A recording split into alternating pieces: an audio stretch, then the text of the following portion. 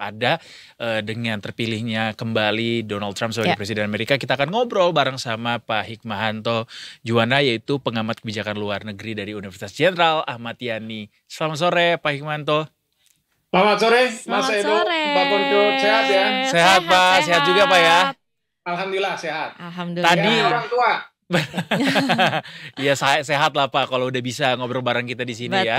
Juga Pak tadi pagi ngelihat pasti ya gimana proses pelantikan dari Presiden Donald Trump sendiri. Kali ini agak sedikit berbeda. Tadi kita sempat singgung kalau pelantikannya tuh dihadiri banyak sekali orang-orang dengan nama populer di dunia sekuler gitu, kayak bos-bos dari perusahaan-perusahaan besar dunia tuh hadir semuanya.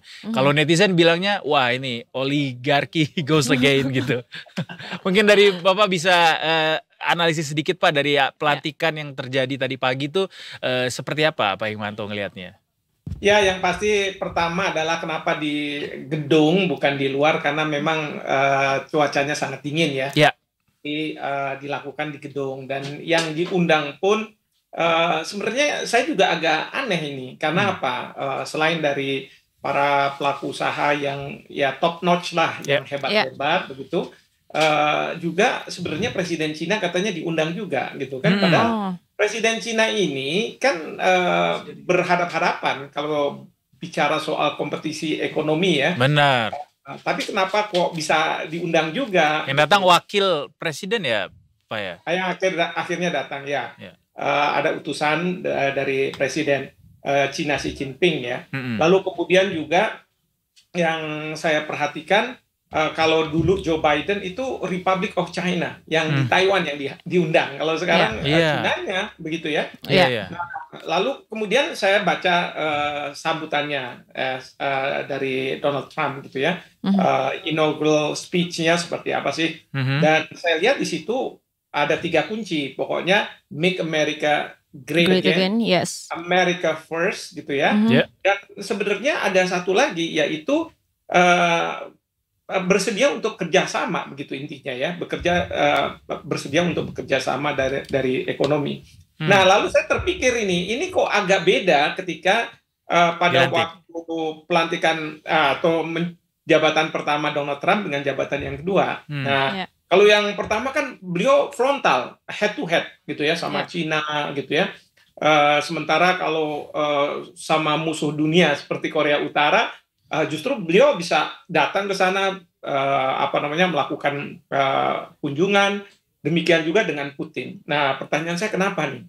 Lalu saya ingat kalau misalnya di perusahaan-perusahaan seringkali kan mereka mau melakukan hostile takeover. Nah, jadi mau melakukan akuisisi dan lain sebagainya, tapi yang hostile. Tapi diawali dengan hal-hal yang bagus-bagus dulu. Tapi nantinya kita diketok gitu. Nah, ini yang kita harus hati-hati. Jebakan Batman ya Pak? Misalnya terkait dengan TikTok. TikTok kan waktu Joe Biden melaksanakan putusan Mahkamah Agung di-ban, dilarang. Sempat kan juga dilarang di Amerika Serikat. Ya. Tapi kemudian setelah Trump menjabat, langsung dibuka ban-nya itu, larangannya itu. Wah, saya kaget juga. Wah, ini berarti udah mau kerjasama. Tapi ada embel-embelnya. Dia bilang bahwa 50% harus ke saya katanya ke Amerika. Kalau enggak, saya hajar habis. Nah, ini dia nih. Ini yang saya katakan, nih kita harus hati-hati. Ya, termasuk juga ide, rakyat di Gaza, yang Palestina, itu kan Indonesia selalu bilang, wah pokoknya bantu mereka, harus ini dan sebagainya. Sama utusan khususnya Donald Trump, dia bilang, kita propose, 2 juta rakyat Palestina kita kirim ke Indonesia. Direlokasi. Mungkin dari publik kita kan, baik ini, bagus ini. Wah, bangga gitu. Tapi ingat ya, sekarang ini serangan Israel ke Gaza, itu kan menewaskan hampir 45.000 orang. Tapi dengan kritikan dan lain sebagainya, termasuk Amerika Serikat juga dikritik karena selalu belakang Israel. Nah sekarang, 2 juta langsung pergi ke Indonesia. 2 juta itu berapa kali 45.000? Coba bayangkan. Idenya adalah memang Gaza itu harus dikosongkan supaya Israel masuk. Nah, kalau misalnya 45.000 orang meninggal ditembak dan lain sebagainya, ya, dengan banyak kritikan. Sekarang kan kelihatannya humanis, kirim aja ke Indonesia 2 juta. Sehingga apa? Tanah Palestina itu Israel akan melanggengkan kekuasaannya, bahkan melebarkan kekuasaannya. Mau kita? Nah, ini yang kita harus hati-hati dengan Donald Trump yang jilid kedua. Kelihatannya humanis, tetapi di belakang itu ada apa-apanya. Ya, jadi inilah yang kemudian jangan kita mudah terjebak. Saya rasa Presiden Xi Jinping memang Donald Trump mengatakan sebelum pelantikan saya sudah berkontak dengan Xi Jinping, membicarakan banyak hal, termasuk juga bicara soal di kawasan dan sebagainya. Orang banyak kaget-kaget. Seolah-olah Donald Trump ini dalam waktu 4 tahun dia sudah kembali ke jalan yang benar. Saya kira seperti itu ya. Ternyata enggak, ada sesuatunya.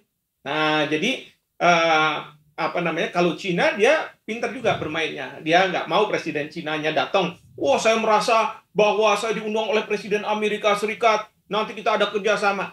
Tunggu dulu. Kalau Xi Jinping bilang, saya kirim aja utusan khusus saya. Ya, saya kirim utusan khusus. Lalu nanti seperti apa? Kita akan lihat. Ya, jangan sampai kita ini terjebak oleh strateginya yang dilakukan oleh Presiden Trump. Jadi itu semua karena apa? Make America Great Again dan America First. Itu dari dulu juga waktu Trump pertama juga seperti itu. Seperti itu yang saya lihat ya. Kalau misalnya saya diminta untuk memberikan pendapat saya. Walaupun tadi saya pengen nambahin juga Pak, bahwa informasi mengenai ada usulan untuk merelokasi 2 juta warga Palestina ke Indonesia itu sudah direspons juga sama Kementerian Luar Negeri bahwa tidak ada informasi yang datang ke Indonesia gitu secara resmi untuk itu Pak ya. Ya kan kalau pinternya strategi timnya Trump itu adalah gini. Lempar aja isu ini dulu. Reaksinya gimana di Indonesia? Kalau misalnya rakyat kita, mohon maaf ya, mudah dibodohi, pasti dia akan bilang, udah pemerintah terima aja. Iya kan? Sehingga apa? Pemerintah mau nggak mau terima kan gitu. Memang nggak ada komunikasi. Ini yang kita harus hati-hati. Karena kalau zaman dulu itu Trump itu sering bermain di Twitter. Ya kan? Keputusan penting dan lain sebagainya itu kita lihat Twitter tuh katanya. Sekarang juga makin sih Pak, karena kan sahabatannya bestinya sekarang sama Elon Musk. Iya benar. Yang juga punya X. Elon Musk yang punya X sekarang ya. Jadi ya itu yang saya katakan, kita harus hati-hati. Memang yang namanya orang bilang testing the water atau misalnya ini sarkasme dari utusan khusus Presiden Trump gitu ya, yang mengatakan nih Indonesia katanya kamu mau bantu, nih saya kirim nih sekarang 2 juta. Wah, enak aja dalam hati saya ya. Kita tunggu dulu lah kalau misalnya kayak begitu. Kalau misalnya itu terrealisasi, terwujud, saya khawatir bahwa ya memang Israel akan lebih melanggengkan kekuasaannya di Gaza. Kan kita tahu ya, peta sejak tahun 1967 bagaimana perlahan-lahan Israel itu memperluas wilayahnya. Jadi sekarang itu Palestina udah kecil. Perluasan itu ya karena ada paksaan, tapi juga lewat peraturan perundang-undangan, bahkan juga lewat putusan-putusan pengadilan. Dan nanti kalau sudah dibebaskan, lalu mereka mengundang keturunan Yahudi untuk mendirikan negara yang mau bermukim di negara Israel itu. Baik. Kalau soal bagaimana Trump saat ini terlihat lebih sosial gitu Pak ya, terlihat lebih ramah begitu. Memang beberapa secara kasat mata kita melihatnya seperti itu. Bahkan kalau misalnya kita bandingin sama ketika beliau masih dalam masa kampanye, itu beda nih menjelang masa-masa pelantikan ini gitu. Tapi tadi soal kehati-hatian yang dimaksud sama Pak Hikmahanto, kehati-hatian seperti apa yang harus ditunjukkan sama pemerintah kita, Pak? Ya kehati-hatian bahwa jangan pernah kita itu naif, ya kan? Seneng kalau misalnya Presiden Trump gini, wah kita disanjung-sanjung, jangan. Jadi kita harus hati-hati. Kita lihat. Kedua, harus ada kajian-kajian. Ini larinya kemana? Maunya apa? Ya, dampaknya gimana terhadap Indonesia?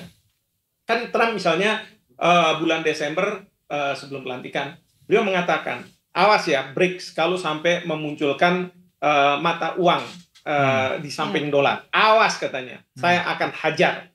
Hajarnya itu adalah dia akan menarik berbagai keistimewaan dan sebagainya. Nah sekarang Indonesia itu termasuk salah satu negara BRICS, karena Presiden Brasil sudah mengatakan Indonesia sudah menjadi bagian dari BRICS. Nah, yang kedua, kita itu punya ketergantungan yang tinggi loh terhadap ekspor kita ke Amerika, dan kita dikasih privilege, dikasih keistimewaan. Nah, misalnya tekstil. Kalau itu nanti ditutup gitu ya, atau dikurangi, dampaknya kan ke industri tekstil di Indonesia. Dampaknya itu ke para tenaga kerja yang mungkin harus PHK. Bahkan dampaknya itu bisa saja kalau misalnya pengangguran itu tambah besar lagi. Nah, ini yang kita harus hati-hati, kita harus lihat. Ya, bahkan bukan juga ini ya, aplikasi kita kan lagi mau masuk ke OECD gitu kan. Bukannya tidak mungkin Amerika dan negara-negara Eropa bilang enggak, kamu udah masuk BRICS, kita nggak mau. Karena intinya ya mereka ingin menutupi kalau bicara perekonomian dunia, perekonomian internasional, bahwa hanya Amerika dan Eropa lah yang bisa menentukan. Nah, kalau misalnya ada saingan, ya mereka akan lawan itu saingan itu. Tapi bukannya ketika Indonesia saat ini ada di BRICS gitu, kemudian menjadi sebuah mitigasi juga yang dilakukan oleh Indonesia untuk jaga-jaga nih, karena kan presiden yang terbaru, presiden Amerika selanjutnya adalah Donald Trump gitu. Jadi kayak Indonesia bisa rely on negara-negara anggota BRICS gitu, instead of Amerika yang selama ini kita juga cukup banyak gitu bergantung sama mereka. Ya, saya setuju kalau misalnya seperti itu ya. Cuman yang kita khawatirkan karena BRICS ini baru belum kokoh lah begitu ya, relatif baru ya. Tapi juga ada negara-negara besar. Jangan sampai cuman omon-omon aja kalau Bapak Presiden kita sampaikan kan gitu ya. Kalau cuman omon-omon aja mau begini dan sebagainya, sementara kita udah dihajar sama Amerika Serikat kan ya nggak benar juga gitu ya. Nah, kalau misalnya kita bilang, oke, sekarang katakanlah kita harus ikut dalam BRICS gitu ya, karena kita di-expel atau tidak dianggap lagi oleh OECD ya, atau negara Amerika Serikat. Ya kita harus tahu nih konsekuensinya seperti apa. Maka di sini menurut saya pemerintah harus lakukan kajian, lakukan kajian mendalam apa pro dan cons-nya dan bagaimana kita harus bersikap. Itu yang paling penting menurut saya gitu. I see. Oke, jadi sebenarnya intinya apapun itu kita harus lebih waspada juga ya. Ya, jangan kemudian kita masuk dalam euforia gitu ya. Wah, ini Presiden Trump, dia begini. Ya jangan juga. Emang ada terasa ya Pak euforia dari masyarakat kita, Pak? Mungkin bukan masyarakat kita, tapi para pejabat kita. Oke. Kalau masyarakat sih ya ikut euforia boleh, nggak juga nggak apa-apa. Tapi pengambil kebijakan para pejabat kita kan, jangan pula kita senang juga. Tapi ingat pada waktu pada masa jabatan pertama kan Trump sangat marah sama Cina ya, karena Cina itu dianggap mengambil lapangan pekerjaan dari Amerika karena banyak perusahaan Amerika yang membuka pabriknya itu di Cina. Nah, sehingga Trump ingin mengatakan bahwa perusahaan-perusahaan Amerika, kamu balik ke sini, kamu buka lapangan pekerjaan di Amerika Serikat. Nah, yang dia lakukan adalah apa? Membangun tarif yang tinggi terhadap produk-produk dari Cina. Maksudnya adalah produk-produk Amerika yang dibuat di Cina kemudian diekspor ke Amerika Serikat. Nah, akibatnya apa? Cina marah juga kan, terjadi trade barrier. Tapi si pelaku usaha ini dia bilang, saya kalau balik ke Amerika, cost of production saya akan mahal.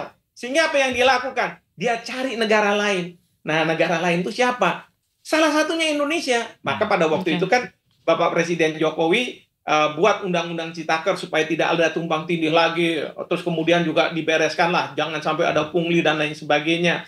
Tapi undang-undang Citaker ramai di MK, tidak ditolak di masyarakat dan lain sebagainya. Akhirnya siapa yang untung?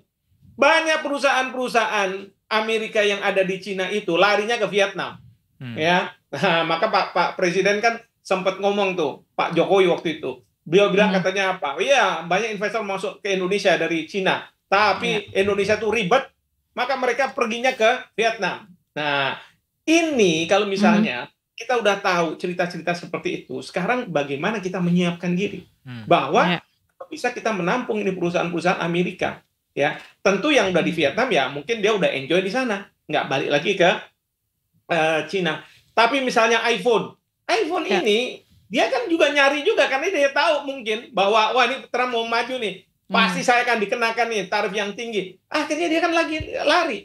Nah, carinya ke Indonesia. Nah, di sini Indonesia, ini sekarang kan Pak Menteri investasi sedang bermain ini, bernego sama pihak iPhone ya, berapa investasi yang akan dimasukkan, berapa lapangan pekerjaan, dan saya nggak mau misalnya didikte harus buka lapangan pekerjaan yang besar dan sebagainya. Kita kartu trufnya sih kelihatannya adalah karena kalau tidak memenuhi persyaratan Indonesia, maka iPhone akan kehilangan pasar Indonesia. Tapi yang lebih besar concern dari iPhone itu adalah Trump yang akan menjadi presiden.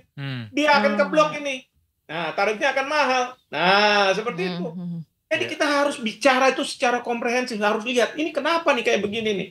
Ya, ini kan banyak nih ekonom-ekonom. Saya ini kan ekonom pura-pura aja. Baik, Pak.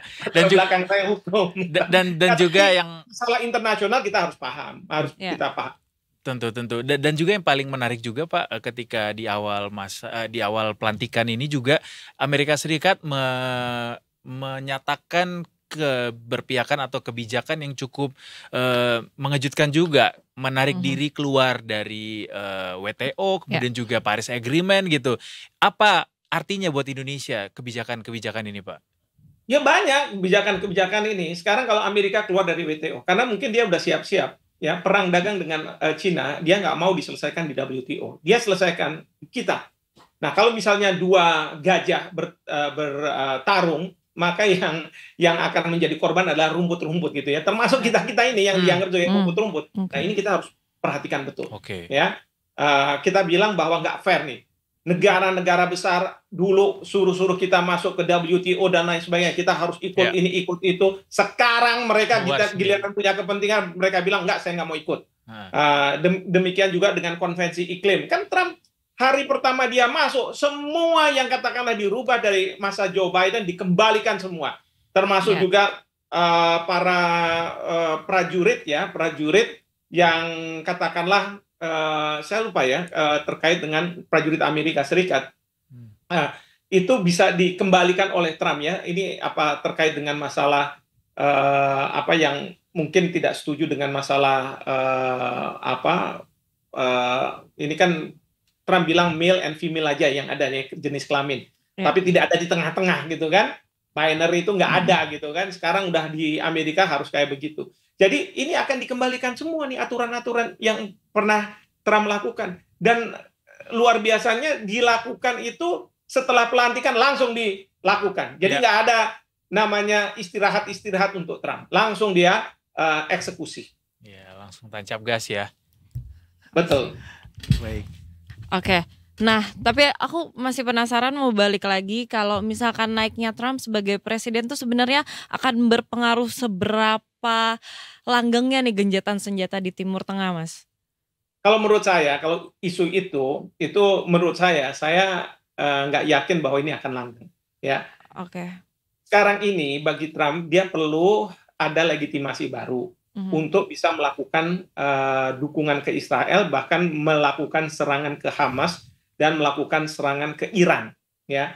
Karena apa? Kalau misalnya menggunakan peristiwa tanggal 23 Oktober 2023, ya, itu kan sudah dapat kritikan masyarakat internasional, ya, bahwa hak untuk membela dirinya Israel itu dianggap sebagai tidak proporsional. Ini sudah mengarah kepada genosida. Nah, Trump mengatakan ini harus dilakukan ini ulang, di reset lah gitu ya. Kita harus punya alasan baik itu. Maka pada waktu kemarin perundingan gencatan senjata itu kan wakil dari Trump juga ada. Bahkan dari pihak Hamas mengatakan terima kasih kepada wakil Trump. Mungkin dikasih fur juga sama Trump. Oke, kasih aja yang dia mau, kan gitu kan? Nanti harapannya ke depan ini ada pelanggaran. Kalau ada pelanggaran langsung Trump akan sikat. Bulan Desember lagi-lagi Trump mengatakan bahwa kalau saya menjadi presiden, kalau misalnya seperti ini, saya akan habisi itu Hamas. Ya, artinya dia akan menggunakan pasukan Amerika. Tidak hanya memberikan senjata-senjata kepada Israel untuk melakukan serangan, tapi Amerika Serikat akan turun. Bahkan tidak hanya Hamas yang akan diserang, mungkin juga Hezbollah dan Houthi, tapi juga Iran, karena Trump itu bilang ini semua ada di belakang Iran. Ya, saya akan berikan ini gencatan senjata dan lain sebagainya.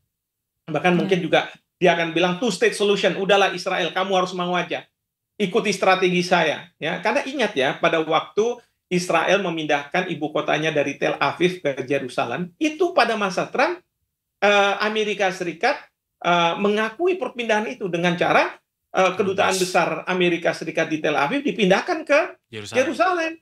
Gitu. Jadi kita harus hati-hati betul lah kalau misalnya kita berhadapan dengan Trump ini ya. Karena beliau ini kan pelaku usaha. Kalau pelaku usaha itu antara licik dengan cerdik itu bedanya tipis-tipis.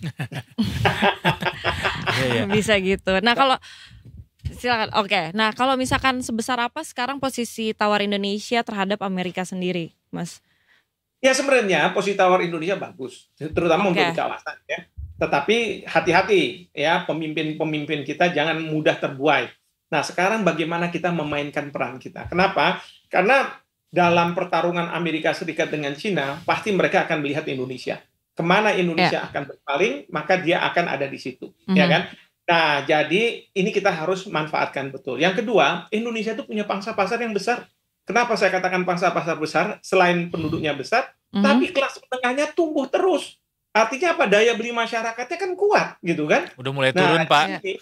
Kenapa? Udah mulai turun, kemarin ada yang turun kelas. Ya? Iya, udah mulai turun. Nah, tapi terlepas dari mulai turun, tapi banyak negara melihat seperti itu secara umum ya. Lalu yang ketiga, natural resources. Itu banyak di Indonesia, ya kan?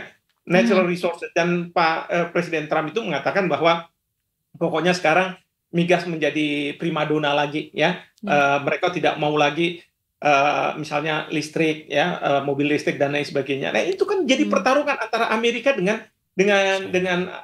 Cina, ya kan? Nah, tinggal kita bermainnya kayak gimana. Kita harus bermain cantik ya. Dan kita harus dapat pokoknya politik luar negeri bebas aktif udah benar. Dan yang nomor 2 adalah tujuannya adalah untuk diabdikan pada kepentingan negara, kepentingan nasional. Ya udah selesai. Tapi stance-nya Indonesia saat ini gimana sih Pak terhadap politik global termasuk kebijakan luar negerinya? Ya, kita akan bersahabat dengan siapapun. Kalau Bapak Presiden selalu kan mengatakan 1,000 friends gitu ya, bahkan 1,000 teman itu katanya kurang gitu ya. Tapi kalau misalnya satu musuh aja udah terlalu banyak. Oke, itu bagus. Tapi jangan naif ya, bahwa jangan sampai negara-negara kita mau mengembangkan misalnya good neighborhood policy gitu ya, good neighbor policy, tetapi kemudian kita dimakan sama pihak-pihak tertentu, ya kan? Misalnya Filipina, oh ya udah dikembalikan nih Mary Jane, tapi hukum kita dibuat carut marut, aturannya nggak ada dan lain sebagainya kan gimana? Atau misalnya waktu ke Cina 9 garis putus, oke, kita teken, kita akui seolah-olah kan ada joint development, tapi berangkat ke Amerika Serikat berubah lagi, ya kan? Kita nggak akui, ini gimana saya bilang? Jadi harus ada konsistensi dan jangan pernah takut bahwa kita punya pendirian yang disebut sebagai politik luar negeri bebas aktif. Kita mau masuk BRICS, tapi kita juga mau masuk dalam OECD. Ya. Terserah sama mereka. Ya, kalau mereka masih butuh Indonesia dan saya yakin mereka sangat butuh Indonesia, ya so be it gitu ya. Indonesia seperti ini, ya kalau kamu mau silahkan diterima, kalau enggak. Tapi kita nggak usah meminta-minta, memohon-mohon segala, nggak usah. Daya tawar kita masih cukup tinggi Pak ya. Oh iya, posisi tawar kita cukup tinggi. Di mata Australia aja kita cukup tinggi. Peternak Australia marah tuh kalau misalnya sapi-sapinya nggak bisa masuk ke Indonesia. Iya kan? Iya. Sementara kalau mereka nggak jual ke Indonesia, harga sapi mereka jatuh. Murah nanti. Ya kan? Apple aja kita tolak investasi Pak ya. Betul. Nah itu, cara-cara berpikir seperti itu yang harus dimunculkan. Jadi Bapak Presiden maupun menteri-menterinya harus berpikir kayak begitu. Ya, memaximize potensi kita walaupun kelihatannya kita itu dalam posisi tawar yang mungkin tidak menguntungkan gitu. Baik, terima kasih banyak Pak Hikmahanto untuk ngobrol-ngobrolnya. Nanti kita tanya-tanya lagi Pak ya. Nanti untuk selanjutnya kira-kira kebijakan apa yang berpengaruh terhadap Indonesia dari dilantiknya Presiden Donald Trump. Terima kasih sekali lagi Pak. Selamat sore. Terima kasih Mas Edo. Selamat sore. Salam sehat selalu ya. Sehat selalu Pak.